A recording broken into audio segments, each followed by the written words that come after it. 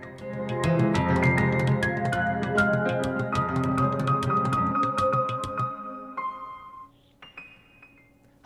welcome back to Carolina Week. I'm Jonathan O, and I'm going to tell you, it is a wonderful Wednesday. It's not just wishing you a wonderful Wednesday, it is a wonderful Wednesday. Let's take a look at the weather headlines. We're seeing beautiful skies outside. We saw a little bit of scattered showers early in the morning, really early in the morning, and mostly to the south of our viewing area. But we're seeing beautiful skies, and the warmth is here to stay. It's going to stay around for the next few days and possibly even into next week.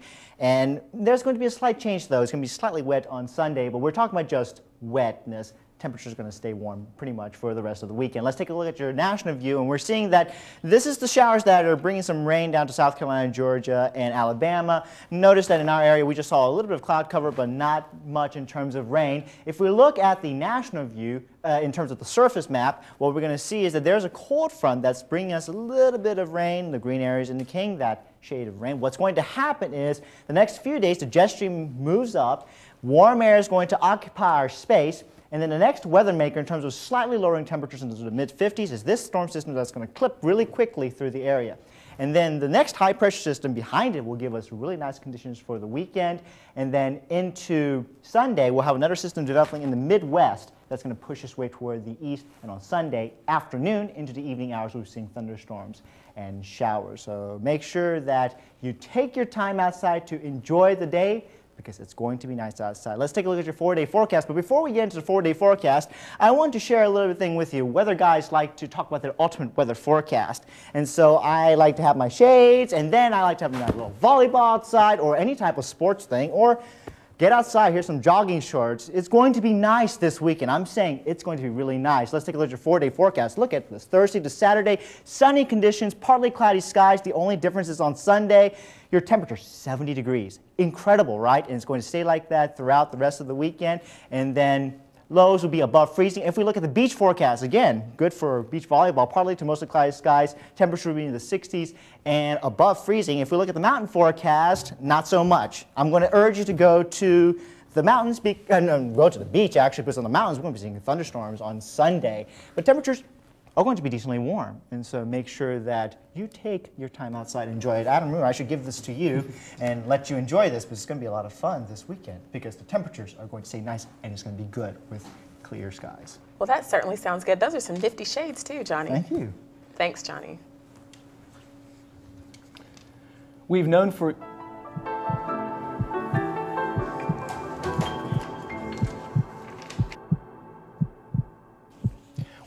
years that pregnant women shouldn't smoke, and researchers might have found another reason why. A new Duke University animal study shows fetal exposure to nicotine can actually increase an offspring's chances of nicotine addiction later in life. Carolina Week's Julia Connors reports. UNC graduate student Maya Matashvili used to smoke, but both times she found out she was pregnant, she quit smoking that day. I thought that since I was in charge of somebody else's life, I didn't have I couldn't smoke because it would damage their health. Most women don't smoke during pregnancy, but 25% do. To test the effects of nicotine on the fetus, researchers gave the drug to pregnant rats. Their offspring were twice as likely as normal rats to later seek nicotine. Duke brain researcher Edward Levin led the study. The takeaway message is even one more reason why women shouldn't smoke during pregnancy. There are alterations in brain function that can continue through the entire life of the offspring.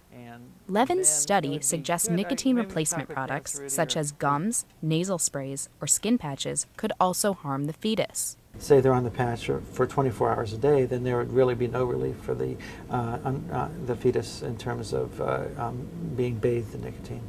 It's like the warning labels on cigarettes. Kathy Melvin chairs the National Partnership to help pregnant smokers quit. She cautions the study sample was small, just 11 rats, but says the findings add to our understanding of the danger of smoking while pregnant. I think the Duke study was very informative because we've been concerned for a long time about the effects of nicotine by itself on fetal development and then on subsequent smoking behavior for women who smoke during pregnancy. For Matashvili, the study is just one more reason she's glad she stopped smoking when she did. In Chapel Hill, Julia Connors, Carolina Week. The CDC says women who smoke while they're pregnant could cause health problems for their children, including low birth weight, sudden infant death syndrome, and obesity later in life. And sportscaster Deshaun Brown is here with us. Hi, Deshaun. How are you doing? Great. Now, Deshaun, not everybody can be a star Carolina athlete, can they? You're right. It's hard to get playing time here at Carolina. Yeah. Coming up in sports, Michael Jordan, Julius Peppers, Rashad McCants. We all know what these superstars did after they left Carolina. But what does the average player do after they graduate? We'll have the answer to that question after the break.